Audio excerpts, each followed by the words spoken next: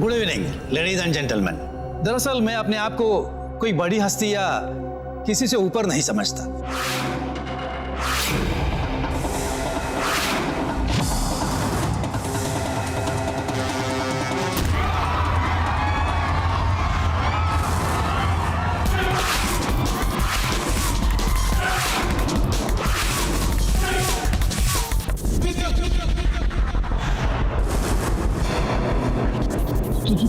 तुम पहचाना?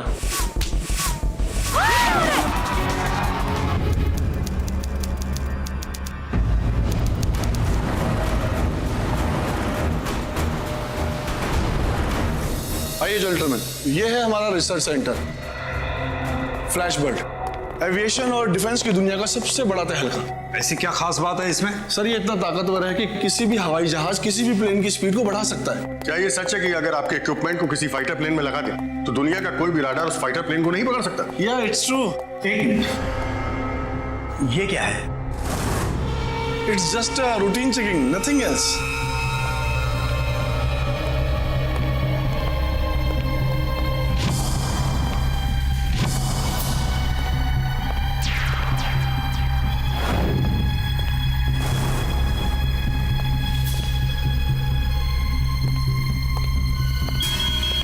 एक मिनट, आपकी जेब में क्या है?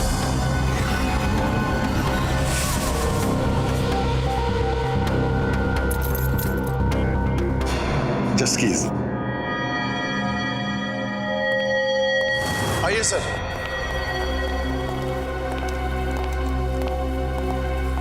देखिए, ये है फ्लैशबर्ड।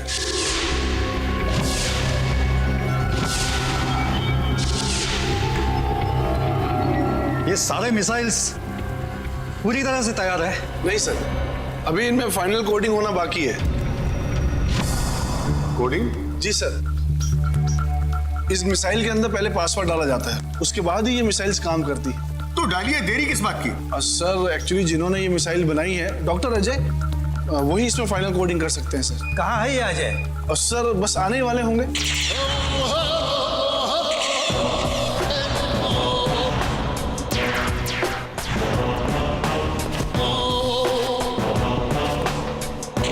जो हुआ ठीक नहीं हुआ। मैं सामने वाले पार्टी को जुबान दे चुका हूं। पहले हमारे डील में इतनी देरी हो चुकी है, ऊपर से ये डील। तुम शांत रहो यार। अच्छा ये बताओ, ये दोनों मिसाइल तैयार है क्या? हाँ सर, ये तैयार है। तो फिर देख क्या रहे हो? उठाओ। रुको रुको रुको सर, ये आप क्या कर रहे हैं? ये हमारे देश के डिफेंस के लिए बनाया गया है।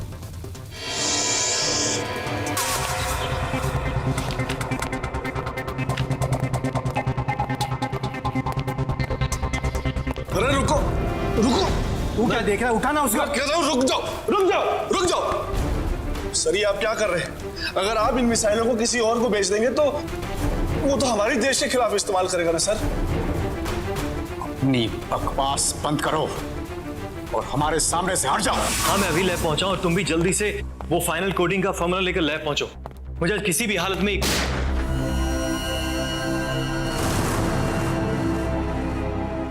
बाली,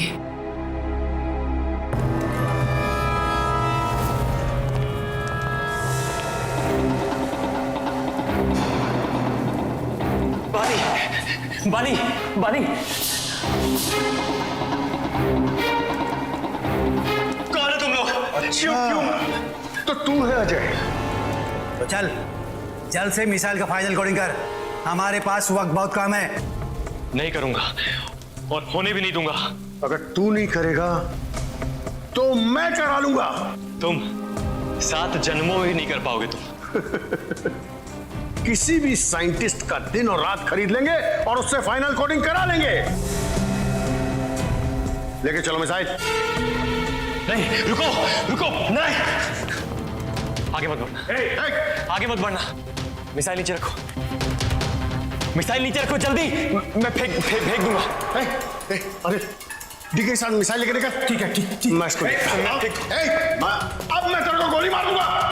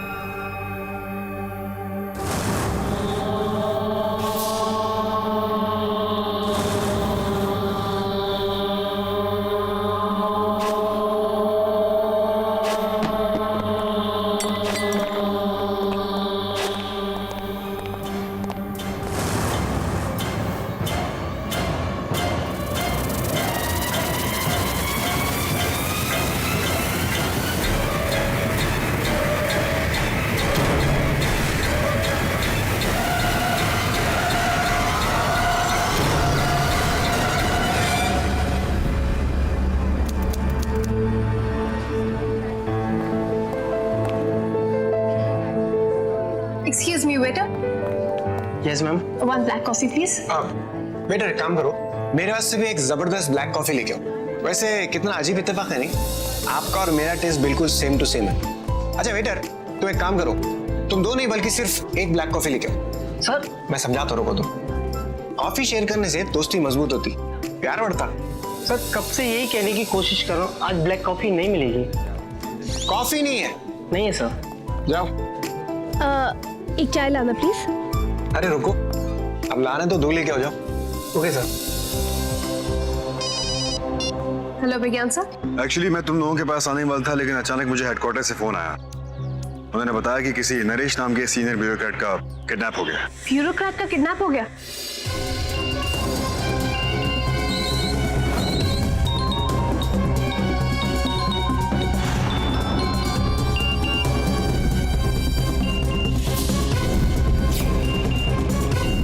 बहुत अजीब सी बात है। क्या हुआ?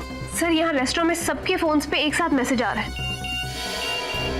आबा, मैं तुम्हें कॉल बैक करता हूँ। Okay sir.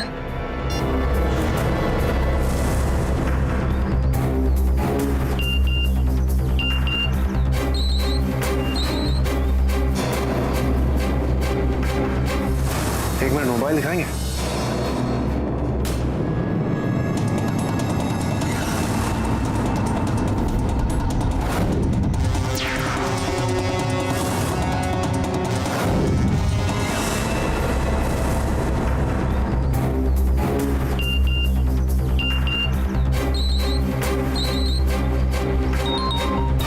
आबा, वो सबके मोबाइल पे एक ही। हेलो विज्ञान सर। हेलो आबा, सारे काम छोड़ो, टीवी ऑन करो अभी और इसी वक्त। Yes sir. Excuse me, please ये टीवी ऑन करिए। एक बार फिर हैरत अंगेज घटना के बाद इस शहर की सेफ्टी पर सवाली निशान लगा दिया है। अभी अभी मिली खबर के अनुसार एक सीनियर ऑफिसर की लाश ब्रिज से लटकी हुई पाई गई। यहाँ तक कि इस पूरे दृश्य की रिकॉर्डिंग करके किसी ने न्यूज चैनल को भेज दी है। ये माना जा रहा है कि ये रिकॉर्डिंग खुद उस हत्यारे ने की है। आइए सुनते हैं अब ये क्या कहना चाहता है। इस देश को ऐसे बेईमानों से आजाद कराने का वक्त आ गया है। ये लाश बेईमानी की लाश है और मेरे देश को ये मेरा पहला तोहफा है।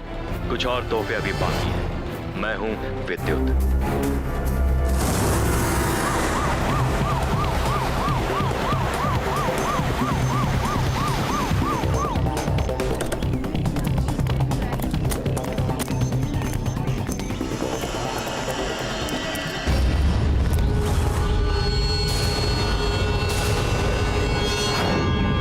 बॉडी को संभाल कर नीचे उतारो यार प्लीज।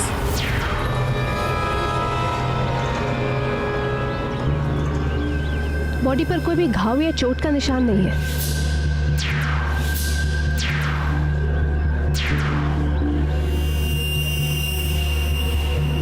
डॉक्टर ये क्या है? Wait a minute sir.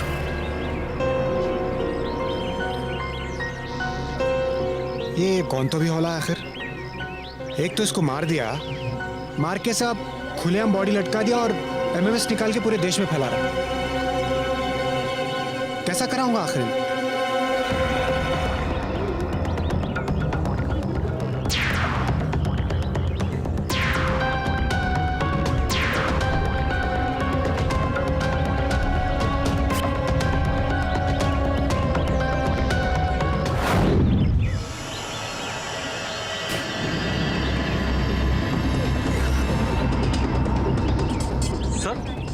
ये पॉइजन का केस है। जोरदार तालियों से स्वागत किया जाए इनका।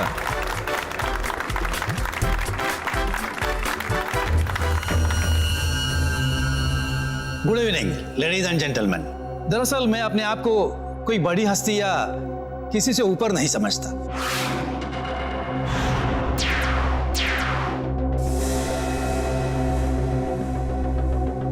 मैं ये समझता हूं कि देश की तरक्की में हम सभी का बराबर का हाथ है।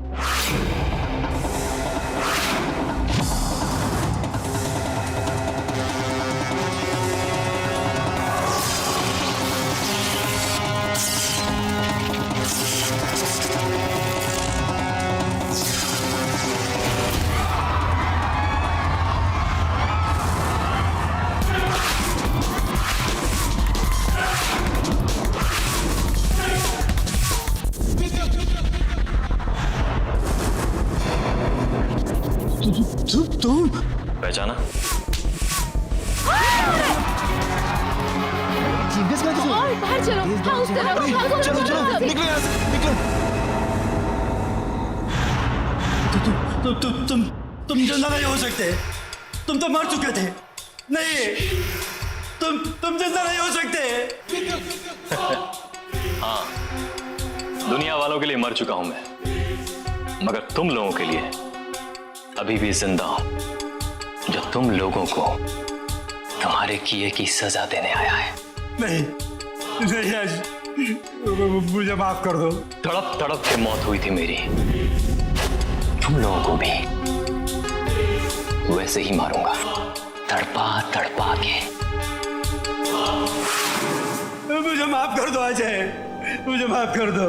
मुझसे गलती हो गई थी, मुझे माफ कर दो, मुझे माफ कर दो। तुम जो भी कहोगे मैं करने के लिए तैयार हूँ। मुझ पर विश्वास रखो अजय, मैं उन लोगों के खिलाफ गवाही देने के लिए तैयार हूँ। मैं डीके मनोहर को कहूंगा कि तुम्हारे सामने आके माफी मांगे।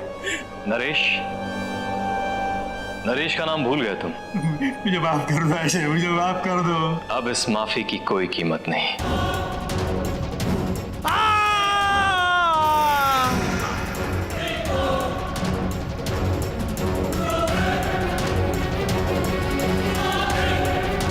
मजा आ रहा है?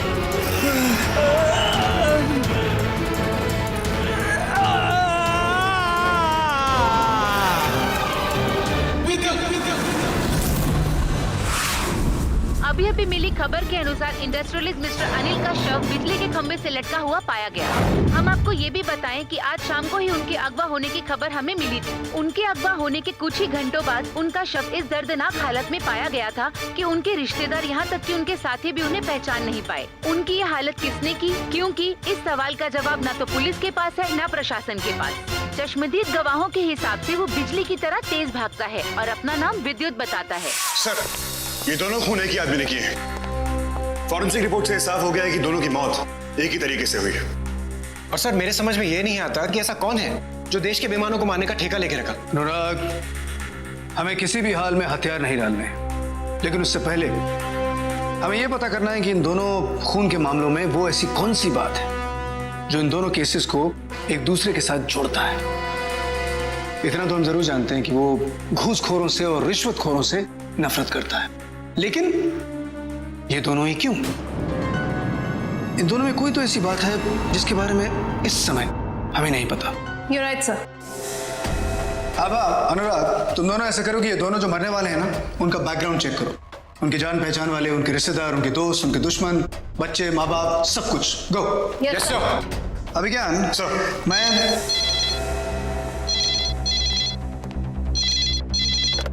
एसीपी दिलेरिया। देखो, मैं डीके बोल रहा हूँ, डीके इंडस्ट्रीज से।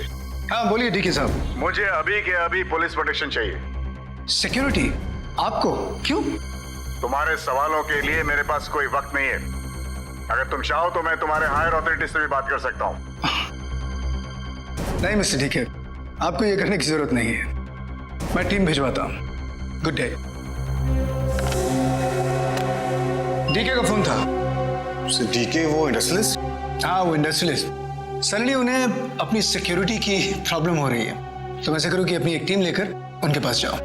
लेकिन सर, उन्हें अचानक सिक्योरिटी की जरूरत क्यों पड़ गई? कमाल करते हो अभी क्या? एक एक करके बेईमान लोग जो हैं ऊपर जा रहे हैं, तो शायद उन्हें लग रहा हो कि अगला नंबर उनका हो। ऐसे करो, तुम अपनी टीम लो, उनके पास जाओ एंड बी केयरफुल। सर।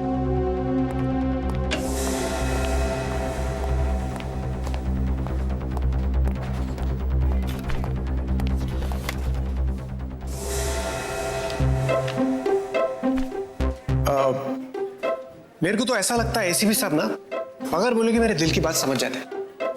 इस वास्ते दोनों तुम्हारे को मेरे को एक साथ इन्वेस्टिगेशन में भेज रहे हैं। क्या बोलते हैं? एसीपी सर ने बहुत आसानी से कह दिया कि इन दोनों के सारे डिटेल्स लेके आओ, लेकिन समझ में नहीं आ रहा कि शुरुआत कहां से करें। वैसे एक आइडिया है मेरे पास। वो क्या है ना, जब इंसान इतनी मेहनत करता ना तो उसको दिमाग को फ्रेश रखना पड़ता, और दिमाग को फ्रेश रखने के वास्ते गरम गरम कॉफी पीना पड़ता। अरे गरम गरम कॉफी पियेंगे तो दिमाग की घंटी बजेगी। ये देखो, बिल्कुल ऐसे।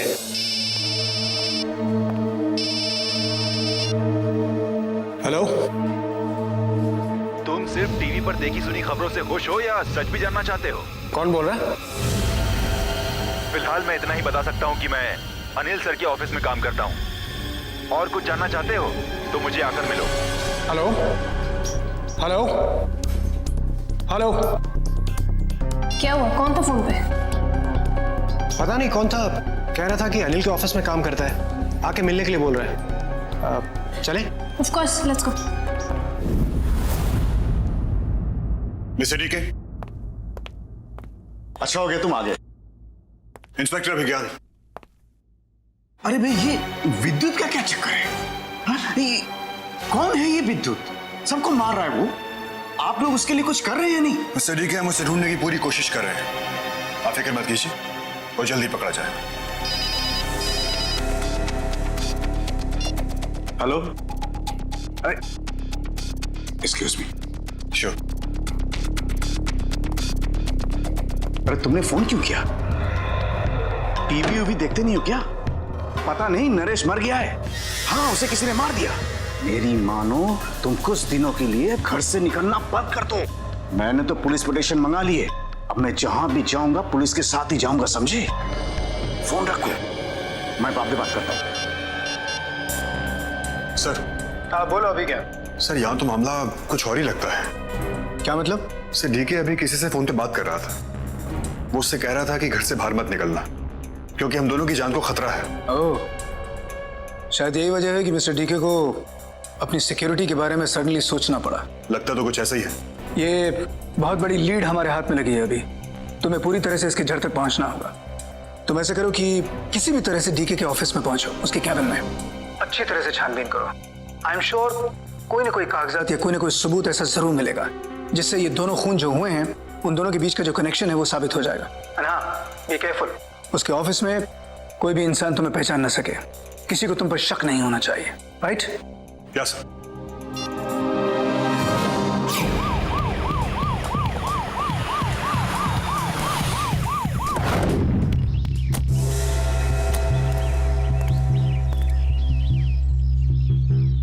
बाबा, इस आदमी ने बुला तो लिया पर कहीं नजर ही नहीं आ रहा है।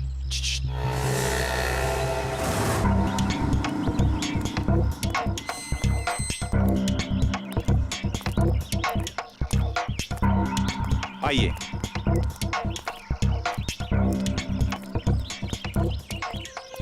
मुझे आपसे कुछ जरूरी बात करनी है। बोलो। पता नहीं मुझे क्यों लग रहा है कि कोई मेरा पीछा कर रहा है। देखिए, आप घबराइए मत। जो कुछ भी जानते हैं प्लीज हमें बता दीजिए। देखो, तुम बेकार के परेशान रखो, कुछ भी नहीं होता तुम्हारा। जो बोलना है बेखौफ होके बोल दो। साहब, अनिल जी और नरेश जी दोनों अच्छे दोस्त थे और दोनों अच्छे बिजनेस पार्टनर भी। सबको क्या लग रहा है कि उन दोनों का खून साथ में होना एक इत्तेफाक है, लेकिन सच तो ये है साहब कि उन दोनों का खून उनके उल्टे कामों की वजह से ही हुआ है। उल्टे सीधे काम बोले तो? वो दोनों एक बहुत बड़ी डील में शामिल थे। डील? जी हाँ। कैसी डील? हथियारों की डील। और तो और उनके अकाउंट में कई बार बड़ी बड़ी रकम जमा होती थी साहब। और कौन डालता था ये पैसा?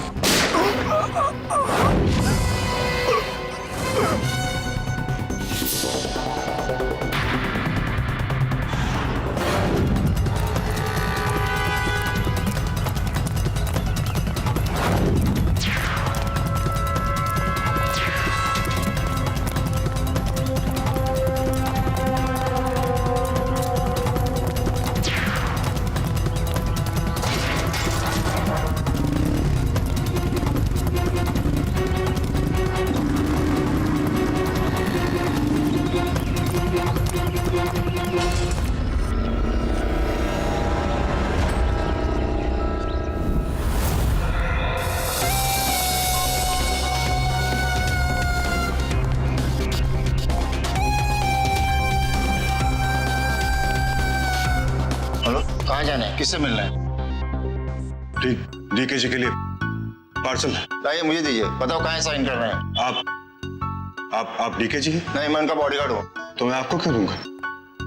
ये पार्सल डीके जी का है, उनको ही दूंगा मैं। देखिए साहब बाहर गए, आप पार्सल यहीं छोड़ के जाइए। नहीं नहीं नहीं, ये पार्सल तो मैं डीके जी की कैबिन में ही रखूंगा, वरना उन्हें हमारे ऑफिस आना होगा लेने के लिए जा रहा हूँ।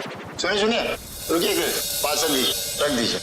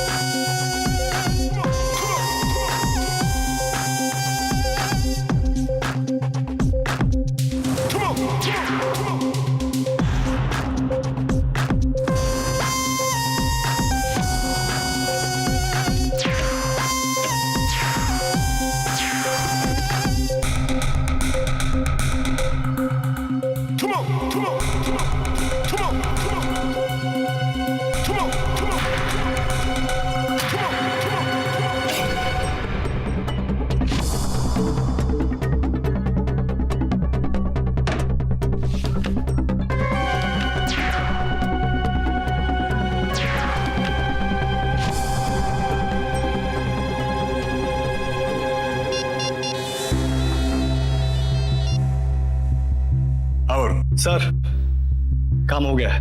कूल, ठीक है। ओके। अरे भैया बहुत बड़ी गलती हो गई। ओ भैया, भाई साहब वो जो पार्सल था ना, वो डीके जी का नहीं था, वो किसी और डीके जी का था। वो गलती से मैं यहाँ ले आया, मुझे दे दो भैया प्लीज। क्या मुसीबत है यार।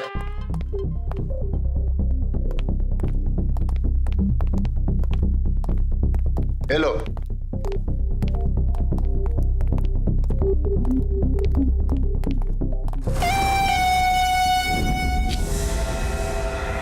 सब कुछ पता चल गया है सर। कुछ वक्त पहले ही डीके केमिकल हथियारों की डील क्रैक करने की कोशिश कर रहा था। केमिकल हथियार? Yes sir.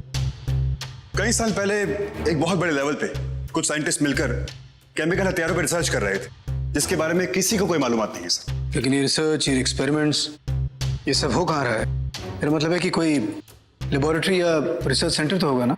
Of course sir, बाकायदा रिसर्च सेंटर है, लेकिन वो कहाँ है इसके बारे में कुछ नहीं पता। ये हर पन्ने पर मुझे मनोहर नाम नजर आ रहा है। कौन है ये आदमी? ये मनोहर ही उसकी डील्स करता था, वो भी किसी झूठी ऑर्गेनाइजेशन के नाम से, जिसका असल जिंदगी में नामो निशान तक नहीं था sir. Seems to be an important man. जी हो सर, हमारा इन्फॉर्मर मनोहर का नाम लेने ही वाला था कि उसको किसी ने गोली मार दी सर। सर डीके, अनिल और नरेश, इनके अकाउंट्स में रेगुलरली बहुत सारा पैसा ट्रांसफर होता था और ये सारा पैसा इस मनोहर के अकाउंट से ही आता था। पता करो ये मनोहर कहाँ है। जमीन को खोद निकालो, आसमान को फाड़ दो, लेकिन मुझे ये मनोहर चाहिए। और हाँ, ये भी पता करो कि रिसर्च में कौन कौन से साइंटिस्ट इन्वॉल्व हैं। मुझे उनके नाम चाहिए। सर ज्यादा लोग नहीं है, सिर्फ 2 ही साइंटिस्ट हैं, अजय और बाली। 2 साइंटिस्ट? Yes sir. ये दोनों हमें बता सकते हैं कि वो कौन सा इंसान है जिसे इस आर्म्स डील से इतनी ज्यादा परेशानी है, क्योंकि खूनी इस हथियारों की डील से कनेक्टेड हर उस इंसान को मार रहा है, जान से मार रहा है। यानी कहीं ना कहीं जाती दुश्मनी जरूर है। पता करो ये जाती दुश्मनी क्या है। Abha, Anurag, move. Yes sir. And I need results fast. Abhigyan sir, इससे पहले कि ये खूनी दोबारा किसी को निशाना बनाए, we have to stop him. Sir मेरे हिसाब से उस आदमी का अगला शिकार डीके या मनोहर होंगे। मनोहर तो लापता है सर, तो फिलहाल हम डीके की मदद से उसे पकड़ सकते हैं। हेलो, देखिए प्लीज, मेरी तबीयत खराब है, मैं किसी स्कूल के इनॉग्रेशन के लिए नहीं जा सकता। नहीं देखिए प्लीज, आप किसी और से करवा लीजिए। Sorry, I am extremely sorry. कौन था मिस्टर डीके? वो किसी स्कूल से इनॉग्रेशन के लिए बुला रहा था, मैंने कह दिया मैं नहीं जा सकता। मिस्टर डी के मेरा ख्याल है कि आपको वहां जाना चाहिए। अरे कमाल करते हो, तुम्हें मालूम है विद्युत इधर उधर घूम रहा है, रास्ते में किसी को पकड़ के वो मार रहा है। अरे कहीं मेरे ऊपर अटैक हो गया तो क्या होगा? देखिए मिस्टर डी के, अगर वो आप पे अटैक करेगा तो हम उसे पकड़ लेंगे। हम लोग हैं ना आपकी प्रोटेक्शन के लिए। और वैसे भी आपने तो कोई करप्शन किया नहीं, फिर वो आप पे क्यों अटैक करेगा?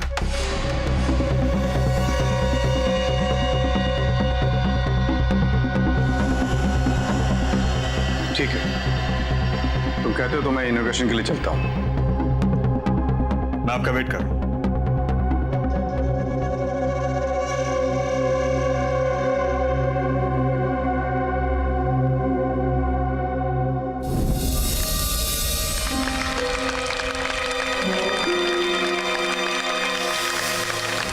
Thank you so much sir, आपके शुभ हाथों से हमारे स्कूल का इनोग्रेशन हुआ है।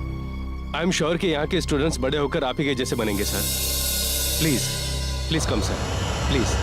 तुम लोग यहीं रुको और अपनी आंखें खुली रखना। हमारे स्कूल में हम नो पनिशमेंट पॉलिसी फॉलो करने वाले हैं। आइए सर।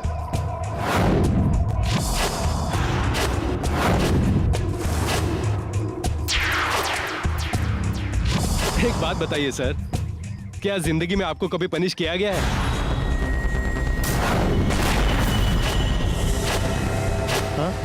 हाँ? नहीं, कभी नहीं।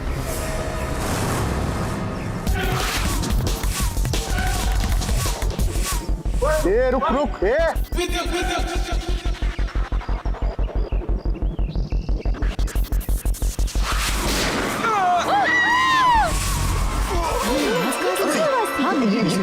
आवाज कैसी? आप मेरे साथ आइए, आप लोग यहीं रुकिए। चलिए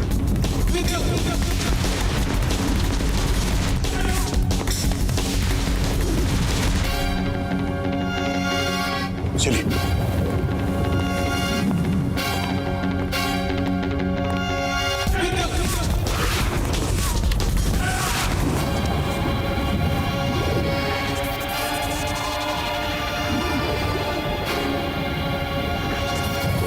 ठीक है, आप यहीं रुकिए।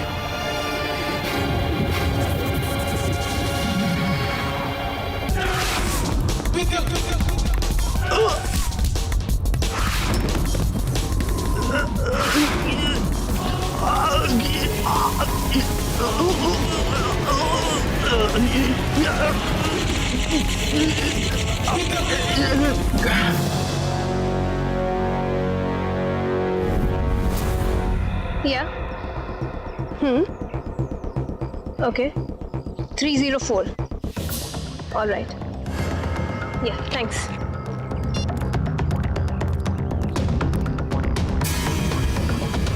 डॉक्टर बाली की लाश मिली थी कुछ दिन पहले, और वो भी बहुत ही खराब हालत में। मार डाले उनको भी कोई। मुझे डॉक्टर अजय का एड्रेस मिला है। उनके घर जाकर उनसे अगर बात हो जाए तो बहुत इंफॉर्मेशन मिल सकती है। We should go.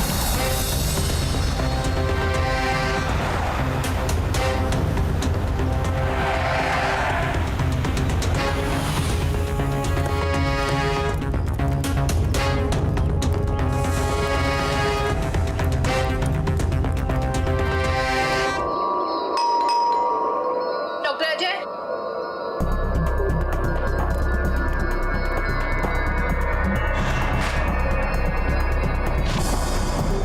अनुराग, लगता है घर पे कोई नहीं है। ठीक है, चलो।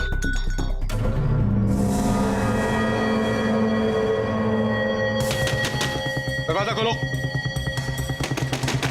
खोलो दरवाजा। देखो मैं जानता हूं कोई है अंदर। दरवाजा खोल रहे हो या तोड़ दो? तोड़ना ही पड़ेगा। Doctor Ajay, doctor Ajay, doctor Ajay,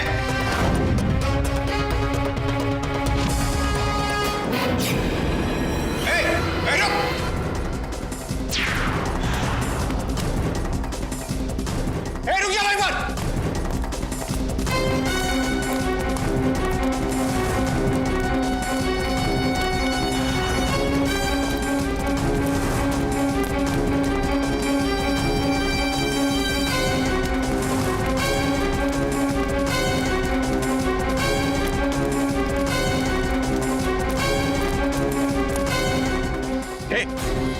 कौन हो तुम और भाग क्यों रही हो हमसे?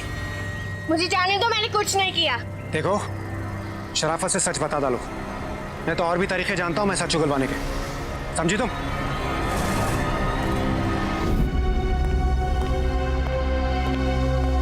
कुछ बताया इसने? नहीं सर, अभी तक कुछ नहीं बताया इसने।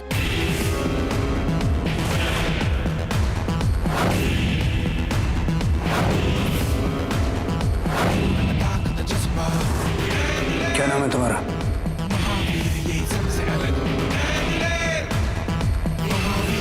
प्रिया है ना? ये जो हत्याएं हो रही हैं उनके बारे में क्या जानती हो तुम? किसी भी हत्याओं के बारे में कुछ भी नहीं जानते हो। अजय के घर पर क्या कर रही थी? मैं वहां कुछ नहीं कर रही थी। एक बार फिर अपना सवाल मैं दोहराता हूं। कुछ समय पहले केमिकल हथियार पर खुफिया रिसर्च हो रही थी, उसके बारे में क्या जानती हो तुम? नरेश द इंडस्ट्रियलिस्ट, उसे बड़े ही बेरहमी से मारा गया, उसका कत्ल किया गया और उसे लैंपपोस्ट पर टांग दिया गया। किसने किया उसका खून? बताओ मुझे, तुमने उसका खून किया?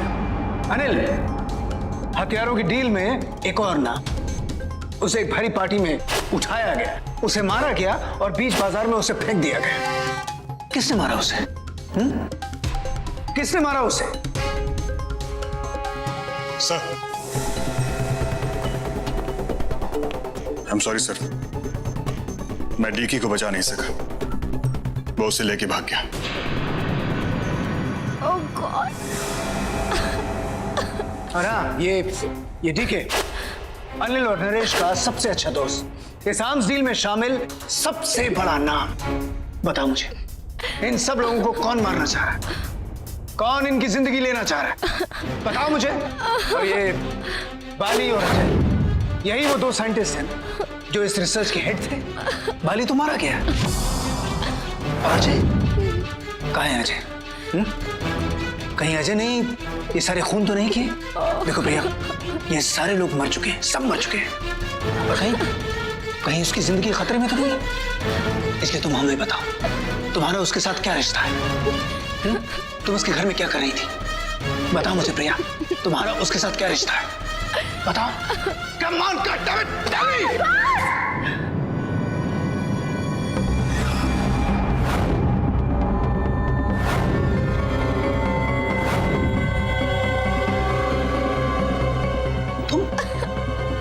तुम उसकी प्रेमिका हो?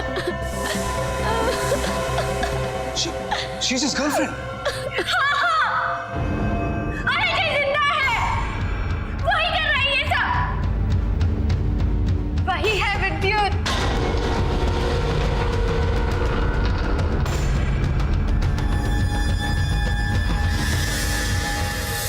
पर इस वक्त वो मिलेगा कहाँ? मैं नहीं जानती। प्रिया, मुझे सच में नहीं मालूम। मुझे बताओ कि उसे कैसे रोका जा सकता है? देखो प्रिया, इस वक्त तुम ही ऐसे इंसान हो जो उसे अच्छी तरह से जानती हो, उसकी कमजोरी को जानती हो। बताओ, उसकी कुछ तो कमजोरी होगी। क्या कमजोरी है उसकी? प्रिया जवाब दो। नहीं, मैं ऐसा होने नहीं दूंगी। वो लोग बुरे थे, गुनहगार थे, वो बस अपना बदला पूरा कर रहा है। उसका फैसला कानून करेगा, तुम नहीं। देखो प्रिया, मैं तुम्हारे चेहरे से देख सकता हूँ, तुम यही समझ रही हो ना कि उसने जो कुछ भी किया है वो गलत है, वो सही नहीं है, और तुम उसके साथ नहीं हो। लेकिन क्योंकि तुम उसकी प्रेमिका हो, इसलिए तुम उसके साथ हो। तुम मानती हो कि वो गलत है, वो सही नहीं है। बताओ मुझे प्रिया, बताओ, उसे कैसे रोका जा सकता है? उसे कैसे मारे हम? वही जो सबके लिए घातक है, उसके लिए ताकत है। ताकत? कैसे?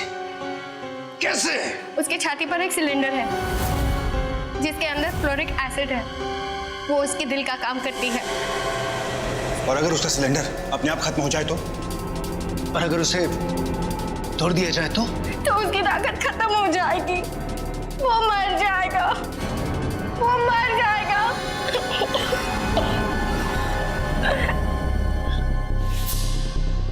सर, मेरे पास एक प्लान है। अजय बेटे, ऐसा नहीं करते बेटे। बेटे, तू कितना समझदार है, बहुत दयालु है बेटे। मुझे छोड़ दोगे ना बेटा? बिल्कुल। अच्छा ये तुम क्या कर रहे हो बेटा? बेटा मेरी बात सुनो बेटा, ऐसा तुम नहीं करो। देखो मेरी बात सुनो, मुझे छोड़ दो बेटा। अजय,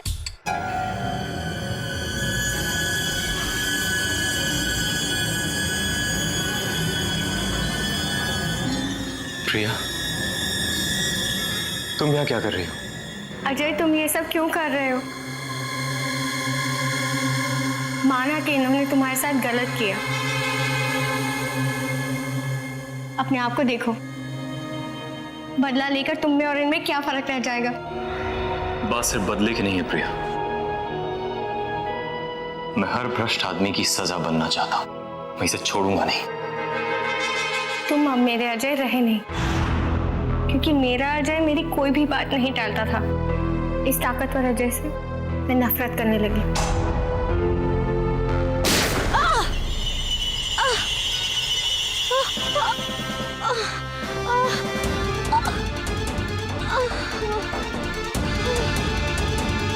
प्रिया प्रिया प्रिया प्रिया प्रिया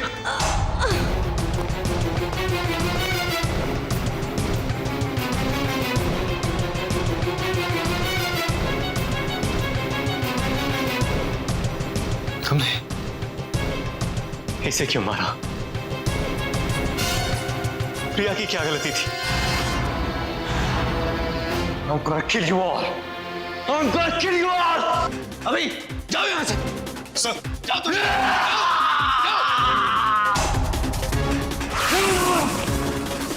अब इसे देखो। प्रिया उठो। हाँ उठो।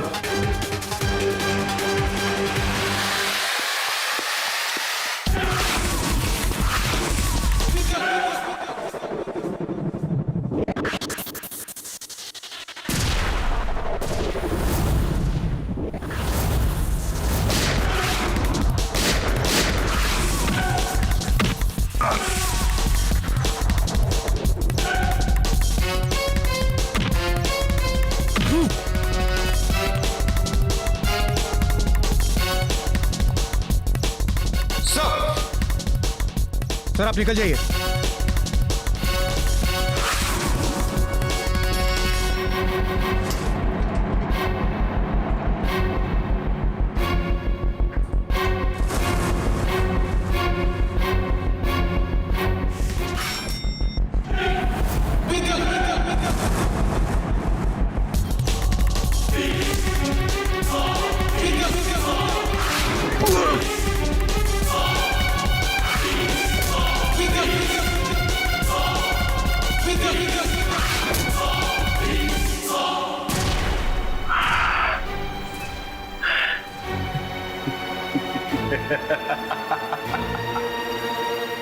तुमने अपनी सारी चालें चल ली विद्युत, मुझे मौका नहीं दोगे?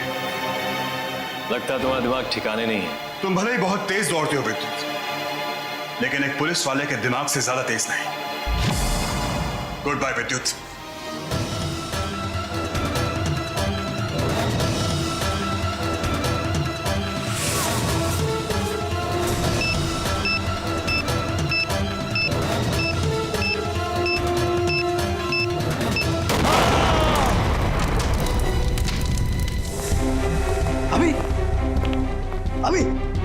अभी are you okay?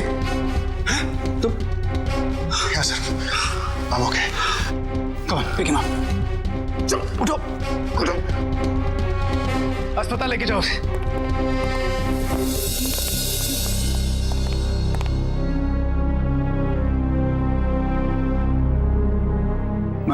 मैं जानता हूं कि वो तुम्हारा प्यार था, और आज तुम्हें ये फैसला लेना था कि तुम्हें अपने प्यार का साथ देना है या कानून का।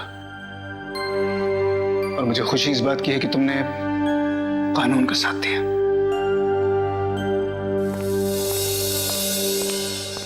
जैसा कि आप देख सकते हैं, पुलिस ने डीके और उनके असिस्टेंट मनोहर दोनों को सलाखों के पीछे डाल दिया है। और साथ ही साथ हमारे शहर की पुलिस ने ये भी साबित किया है कि कानून सबके लिए एक ही होता है, फिर चाहे वो आम नागरिक हो या डीके जैसी बड़ी हस्ती। पुलिस ने ये केस सॉल्व कर लिया है, लेकिन एक सवाल अब भी बरकरार है कि विद्युत कहाँ है और उसने जो किया वो सही किया या गलत। कैमरामैन नीलेश के साथ मैं राजन भाटिया, नेटवर्क न्यूज।